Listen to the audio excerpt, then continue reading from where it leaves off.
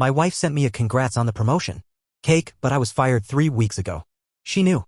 She just wanted me to smile while she packed. That night, I slept in my office. 2 months later, her sister sent me a clip, her screaming outside my new apartment, covered in rain, yelling, "Please come home." I didn't open the window. She sent me a cake that said congrats on the promotion, in blue frosting. But I'd been fired 3 weeks earlier. She knew. She just wanted me smiling while she packed her things. That night, I slept in my office. 2 months later, her sister sent me a video, my wife screaming outside my new apartment in the rain, yelling, "Please come home." I didn't open the window. You ever hit a point in your life where the silence is so loud it's like your own brain is screaming at you? That was me, sitting on a busted faux leather couch in the back of my old office, half-eaten cake on the coffee table, and the HR packet that ended my career shoved under a stack of unpaid bills. The icing was too sweet. "Congrats, baby. So proud of you," in curly font. She even used my nickname, Captain. 3 weeks before that cake showed up, I got fired from the consulting firm I gave 12 years of my life to. Not laid off. Not restructured. Fired. They handed me a printout citing inappropriate expense documentation and consistent lateness, which, yeah, maybe I stretched some Uber receipts, but nothing major. And the lateness? I was dragging myself in after 2 a.m. system audits and 90-hour weeks while my wife, Emma, posted brunch pics with the caption, "Soft Girl Sundays 2 hearts." I didn't tell her. Not right away. Partly pride, partly panic. We just renewed our lease on a townhome that cost too much, and I thought, give me a few weeks, I'll get back on my feet. No need to freak her out. But also, I felt the drift. Emma and I had been off for months. Maybe longer. You don't notice the cracks until they start letting in rain. The late-night cuddles stopped. The inside jokes got stale. Her phone had a new password. She started showering with it in the bathroom. Our fights weren't loud anymore, just quiet avoidance, like roommates navigating shared space. And then came the cake. It arrived at my office's front desk, well, what used to be my office. I was crashing there overnight when the cleaning crew let me in through the back. My keycard still worked, even if my job didn't. I was staying there because Emma had stopped answering my texts. The cake had a little note. "To new beginnings. From your #1 fan, sparkling heart." She knew. That's what broke me. I checked the timestamp on the email. She sent it from 10 minutes after I got the termination notice. HR had CC'd her by mistake when they processed our insurance changes. She knew. And instead of asking how I was, she baked a smile on my face while she walked out the door. When I got home the next morning, the closet was half empty. Drawers open. The gold necklace I gave her for our 5th anniversary, gone. Her plants gone. A note taped to the fridge, "You'll land on your feet. You always do." But here's the kicker. She didn't take the fridge magnet photos. The ones from our road trip to Portland. The lake house. The blurry one where we're both laughing in a diner booth. She left those. Like I was supposed to sit there and pretend we were still a memory worth holding onto. So I did what any guy with no job, no savings, and no self-respect left would do. I disappeared. First to a friend's garage. Then to an old client who let me sleep in their empty startup office. Showered at a gym. Ate discount sushi. I got scrappy. Sold some old gear. Did ghostwriting for resume sites. DoorDash on weekends. I ghosted Emma back. No calls. No emails. No revenge posts. Just absence. And then 2 months later, her sister sent me a clip. I hadn't talked to Lily in years, not since she got drunk at our wedding and told me Emma wasn't the settling kind. But the clip? It was from outside my new apartment, some tiny, leaky ceiling hole I'd sublet under the table. Rain coming down hard. Emma screaming up at my window, mascara streaked, hair soaked, sobbing, "Please come home." I watched it once. Then again. And a third time with the volume muted. I didn't open the window. Because by then, I knew the whole story. Lily told me everything. Emma hadn't just left. She'd been seeing someone. A partner at her firm, married, rich, confident in that slick, predatory way. Started around the time I stopped getting invited to her work events. He told her I was dead weight. That I had potential she was dragging down. She believed it. They'd planned it together. The fake cake. The insurance change. The lease exit. She wanted a clean break but still looked like the good guy. Except the guy bailed. 2 weeks after she left me, he ghosted her. Turns out he'd reconciled with his wife. Sent Emma a "You're amazing but the timing is wrong" email. And suddenly, I was the most stable thing she'd ever had. She tried to come back. Through her sister. Through mutual friends. Through a letter handwritten, smudged at the corners. I didn't reply. Not because I was angry. But because I was building something better. A new job. A new circle. A new self. And the next time she came to the door, I let her scream in the rain. Because sometimes, closure sounds like silence. Update 1. Let's rewind a bit. After I watched that video of Emma in the rain screaming my name, soaked to her bones, I thought that was the final chapter. One last scream into a void she carved herself. I didn't expect anything else. I was wrong. It started 3 days later with a knock on the glass door of the startup I just started working for. New city. New gig. It was this AI ops firm filled with 25-year-old geniuses who wore hoodies and quoted Elon like scripture. I was older than most of them, but the founder liked my corporate scars, as he put it. Anyway, I was prepping a presentation when Courtney, the receptionist, poked her head into the conference room. "There's a woman downstairs asking for you. Says it's urgent." I didn't even need to ask who. Courtney squinted. "She's kinda emotional." I stood there for a second, stared at my slides. Operational risk mitigation. Irony slapped me across the face. I told Courtney to tell her I wasn't available. 30 minutes later, security called. Emma was still in the lobby. Crying now. Not loud, but visibly enough that 2 other tenants in the building complained. When security asked her to leave, she handed them a manila folder and said, "Please, just give this to him. He deserves to know." Deserves to know? I almost threw it in the trash. But I didn't. Back in my office, I sat there staring at the folder like it might bite. Inside was a stack of printed emails, all between Emma and the guy she left me for. Let's call him Bryce. Because of course that's his name. They've been talking since before our anniversary. Our 5-year anniversary. I was planning a trip to Maine. She was planning a weekend in Napa with him. She used phrases like, "My husband doesn't push me and I feel like a different person with you." I'd read the kind of thing in betrayal stories before. But reading it in my wife's words? It felt like getting punched through a screen. But then, the twist. In one of the emails, dated about a week after she moved out, Bryce wrote, "Your lease is your problem. I never told you to leave him for me. You did that all on your own." Another one, 2 days later.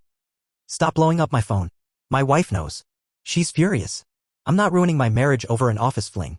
Boom. Right there. She didn't just lose me. She didn't get him either. That folder was her Hail Mary. Her "look what he did to me" scrapbook. I think she thought it would make me take her back. Or at least pity her. It didn't. It just cemented everything I already knew. The next morning, I found a voicemail on my work phone. How she got the number, I still don't know. She sounded tired. Like bone deep tired. Said she was sorry. Said she didn't expect forgiveness but hoped we could talk. Said she missed being safe. That one hit me sideways. Not missed being loved. Not missed us. Missed being safe. That's what I'd been to her, a cushion. A fallback plan. And the second someone with a Rolex and a corner office winked in her direction, she folded like a lawn chair. I didn't call back. But I did something else. I called Lily. Her sister and I had talked a bit after the rain video. I kept it short. Friendly. Nothing heavy. But this time I wanted clarity. "Why'd she really leave?" I asked. Lily was quiet for a second. Then she said something I'll never forget. She didn't want to be in second gear forever. She thought marrying you meant parking her life. But what she didn't realize was she was the one with her foot on the brake. Apparently, Emma had been spinning this fantasy for years. That I was too content. Too humble. Not ambitious enough. She wanted me to be the guy who walked into rooms and owned them. Who got off on power. But that was never me. And Bryce? He had the right suit, the slick voice, the custom cufflinks. But he also had 3 other women on rotation and a wife who was smarter than all of them combined. Lily told me Emma was living at a friend's place now. Temp job.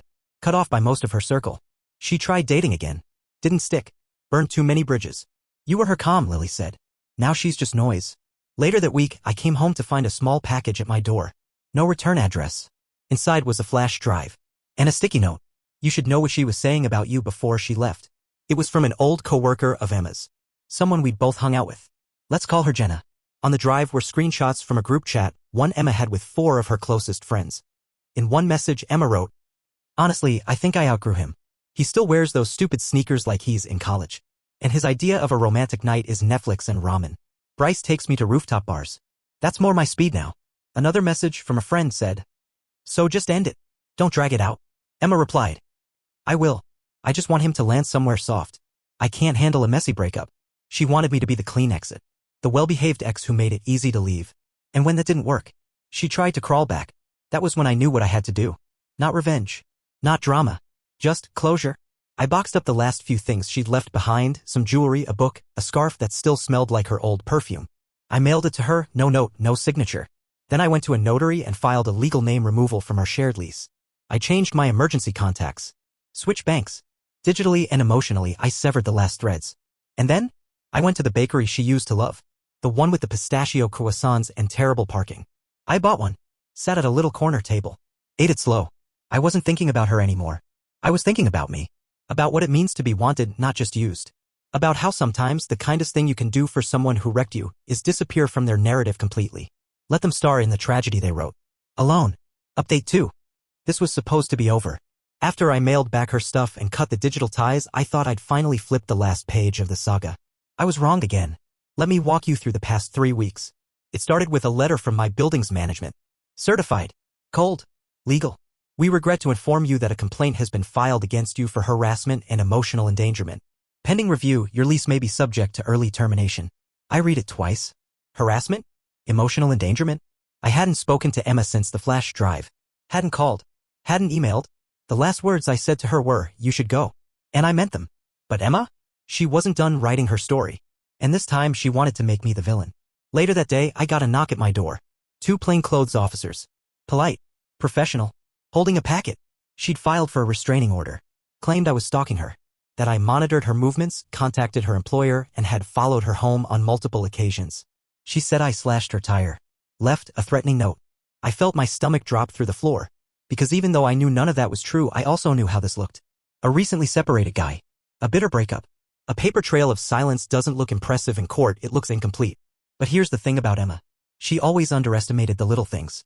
Like cameras. The apartment building I moved into? It's old, but the management's paranoid. They've got 24/7 surveillance, entryway, garage, mailroom, even the damn laundry room. And because I'd consulted on some security policy changes during my onboarding, I had the email threads to prove I'd advocated for that surveillance upgrade. I didn't say much to the officers. Just asked if I could provide documentation. They said yes. I spent the next 36 hours collecting everything, timestamps of every day I entered and exited the building, footage of my car untouched for weeks, a copy of the signed flash drive note from Jenna. Even a GPS export from my phone showing I hadn't been within a mile of Emma's place since January. But the wildest part? When I checked my dashcam footage from the night before the alleged threatening note, I found her. Emma. Walking up to my car at 1:43 a.m. Wearing a hoodie. Hair tucked in. Carrying what looked like a Sharpie and a manila envelope. She placed something under my wiper. Then stepped back and keyed a line into the passenger door. She looked directly at the dashcam. Smiled. And walked away. I submitted it all to my lawyer. Yes, I got a lawyer. Not some high-powered shark, just a former classmate named Ray who owed me a favor and was tired of defending corporate trademarks. We compiled the evidence. Filed a countermotion. Requested a hearing. Emma didn't show. Her attorney did. Alone. He looked like a man who'd just been handed a live grenade and told to juggle. When the footage played on the courtroom monitor, the judge didn't even blink. Restraining order? Denied. But that wasn't the twist.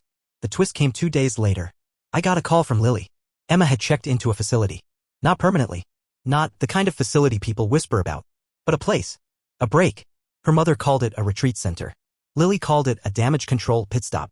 Apparently, after the judge tossed the case, Emma spiraled. Her friends ghosted her. Her ex-boss told her not to come back. And Bryce's wife? She'd filed a lawsuit, public, vicious, and built on every message Emma thought she'd deleted. The note she left me on my car? She wrote the same thing to Bryce's wife. Word for word. And someone found it. When Lily told me, I didn't feel vindicated. I just felt tired. Like I'd been holding my breath for 4 months and now finally someone told me I could exhale. But then something happened that I didn't expect. Ray, my lawyer, called and said you should think about pressing charges. He wasn't being dramatic. He laid it out flat. False allegations. Attempted fraud.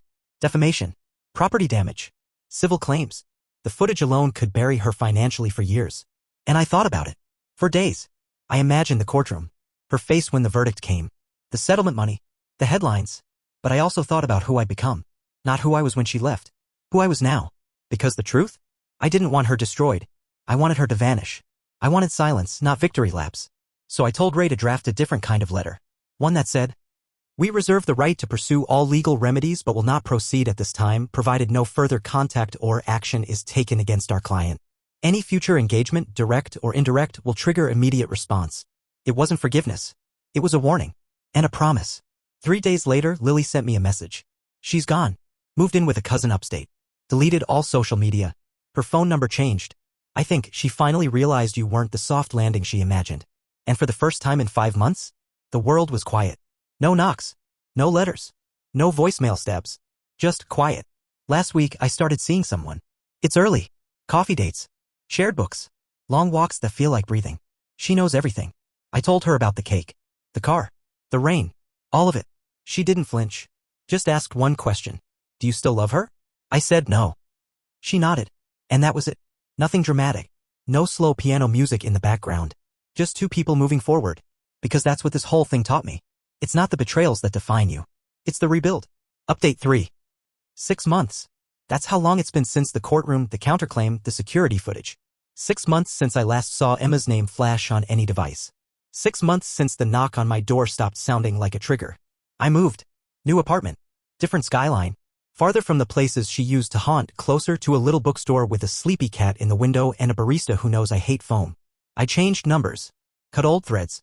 I even gave my car a fresh coat of paint, the scratch she left. Covered now. But I left a tiny part of it visible under the handle. Not as a scar. As proof. Proof that I made it out. I've been working. Quietly. Building again. The new firm offered me a lead role. I hired 2 interns. I don't overwork them. One of them told me I was the first boss who ever said, take your weekend. I didn't know whether to feel proud or heartbroken. I've been dating too. Nothing fast. Nothing messy. Just something honest. Her name's Natalie. She's a landscape architect who spends her weekends restoring broken garden benches. The first time I told her about Emma, she didn't blink or offer sympathy. She just said, you're not the version she made up. You're the one who survived it. But this isn't about Natalie. It's about the email. It came from a therapist. Not mine. Emma's. Encrypted. Clinical. Structured. The message was brief. Emma had completed her inpatient program. Was continuing outpatient. Part of her recovery, the therapist explained, involved a step called closure communication, a way to take responsibility, not seek reconciliation. They asked for permission to forward a final message. No strings. No expectation. I waited 3 days. Then I said yes. A week later, the message came. It wasn't long. Maybe 500 words. She apologized. The real kind. No, if I hurt you. No, I was going through something. I used you as a ladder. And when I thought I was done climbing, I kicked the rungs out beneath me. She admitted she lied. About the restraining order. The car. The notes. She admitted the promotion cake was a setup. Said Bryce told her I looked pathetic in the HR thread. That they joked about how long it would take for me to figure it out. Said she laughed too. Said she hated herself for that now. She said I didn't deserve to be the exit plan. Or the cautionary tale. She said, I've spent the last year trying to find a version of myself I wouldn't run from. I'm still looking. But the worst parts of me didn't come from nowhere. I chose them. I wore them. And I weaponized them against the one person who only ever gave me peace. She didn't ask for forgiveness. Didn't ask to meet. Didn't say I miss you. Just one line at the end. You were the safest place I ever stood. And I burned it down to see if someone would rebuild it for me. I hope you never let anyone do that to you again. I didn't cry. I didn't rage. I printed the email. Folded it into quarters. Drove out to the coast. Watched the waves for a while. Then I let the wind take it. I didn't watch where it landed. I just walked away. Because this was never about her learning a lesson.